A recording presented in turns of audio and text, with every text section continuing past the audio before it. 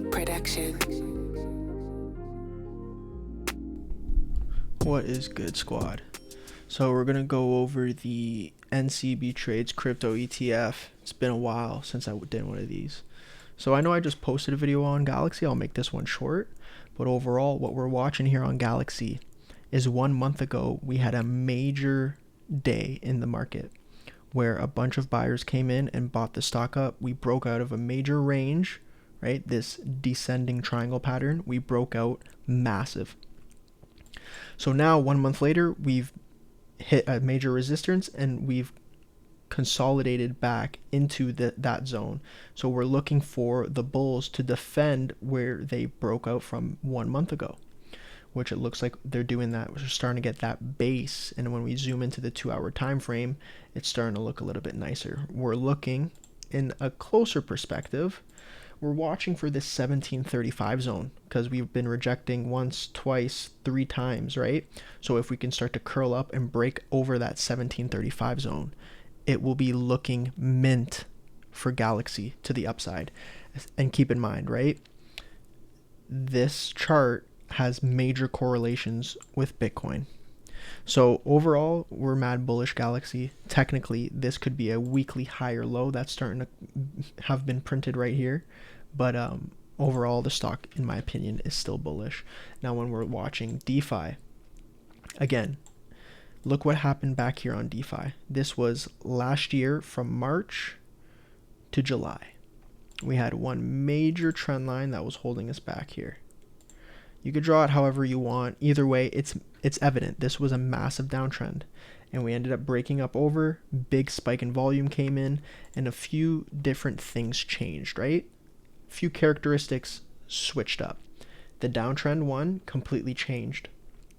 Look how many red days we have here. Way more red than green. Then the trend changes into an uptrend. And we start to see major green volume coming in. So this is bullish volume. It's what you want to see. That matched with higher highs and higher lows. And overall, more buying than there is selling creates massive price increase, which is what happened. The stock increased over 500% within that period of time. So now when we're looking at this chart, we've come right back into this major zone where we broke out from last year. And again, 1, 2, 3, 4 times we've touched this area at around 120, and it looks like we're starting to get a turnaround now. Overall, I'm bullish on the name, but I'd be watching this again, right? We have some sort of major trend line here. Have we broken up over it? Potentially, right? Could be 2 similar things going on here with DeFi. Now what we're looking for is a massive spike in volume. Doesn't have to be that big, but an increase in bull volume that'll indicate that there's people starting to step in and buy the stock up once again. Again, the opportunity to the upside here is huge. You could look at it, right? This is kind of more bigger picture, but you could look at it like this, that there's some massive channel going on.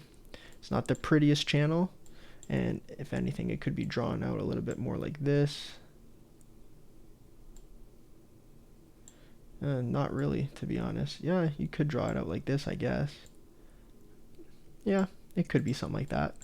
This could be what's going on, right, in the stock. So I still think there's a lot of opportunity here. Again, if Bitcoin and things start going parabolic, you know what's going to happen with these names, all of them. So we're going to go into Hut here. Hut, man. Oh my goodness. Sleeper City.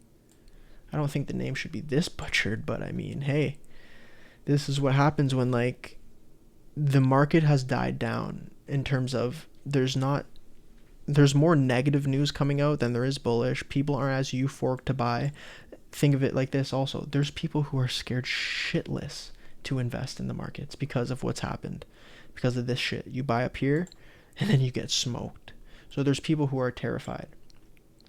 But overall, I'd keep this one on the watch list. It's getting into an area where it's become a little bit more attractive to be buying around these zones than it was over here, It's at 449.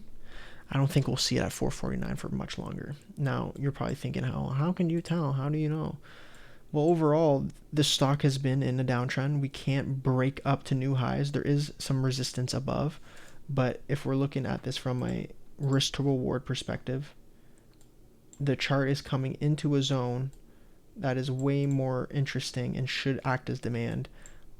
This is January 2021, June 2021, and around potentially May 2022 is when we're coming back into this zone. Simply from a risk to reward perspective, if we use this tool, the long position tool, things are a lot more interesting. You could risk 16% for who knows how high it could go, right? We can mark it off and say, even if it just gets up to this point here around $10, there's still a decent trade in there, which is around 100%. Don't sleep on it. Again, these names are very volatile, but you want to buy them when they're at their lows, not when they're at their highs. Hive, pretty similar to Glxy in my opinion.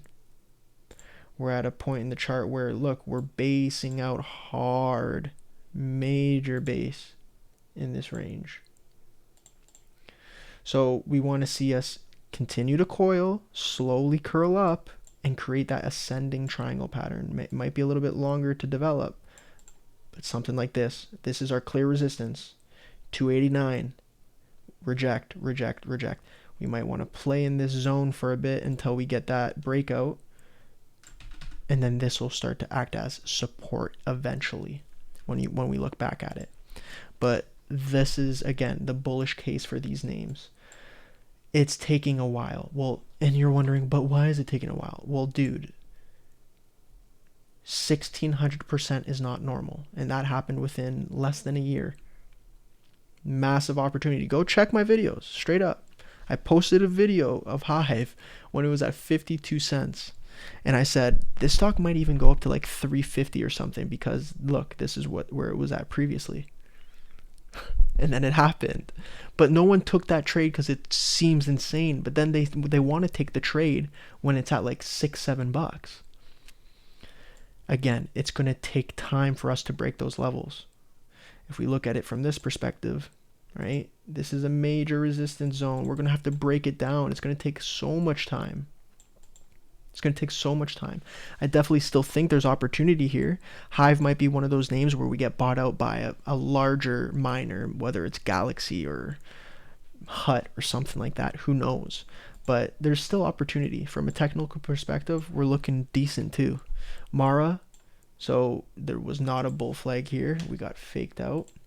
But this is major key because we've, right, support, support, support.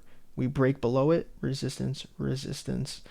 We're going to expect that if this is the base right here, which this line is acting as a nice support, we're going to curl up and want to test this range again. So again, these names are now providing a trading opportunity. Short term or medium term, that's up for you to decide and manage your risk towards. But the charts are providing the opportunity now. Bitfarms, I like it. I've been liked Bitfarms. This is another one that might get bought out by a larger company or whatever, larger miner. Overall, I want, low-key, I want Glxy to buy Bitfarms, but whatever, we'll figure it out. The chart looks nice. Major resistance point in this area, right? We're going to mark that out. This area right here is major resistance. But hey, we could play in between this range, right? You could look at it as an equilibrium trend. So it's technically just playing up and down between this zone a few times, right? Which means you want to be the buyer at this level and the seller at this level. And eventually we want to weaken this zone and break up over it.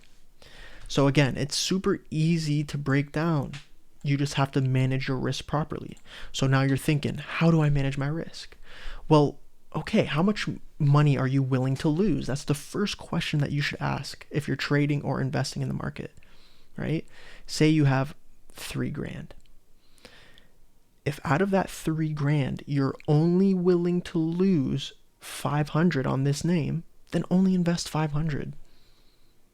It's simple. You can now look at it a different way, right? Say you only want to risk 500. Well, you can invest the 3,000 and then do the percentage math. what's, oh Jesus, this is why I carry my calculator. I hate the freaking 16%. $500 is 16% of 3,000.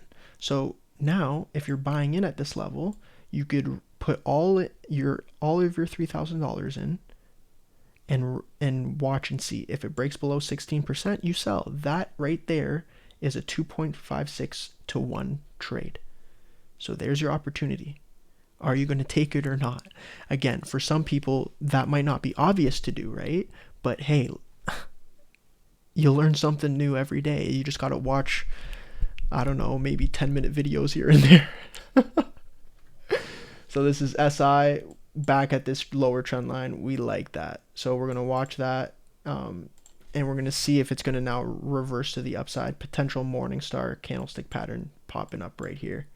You look at this on the weekly time frame, and it's similar to Bitcoin in terms of how it's creating those higher highs and higher lows.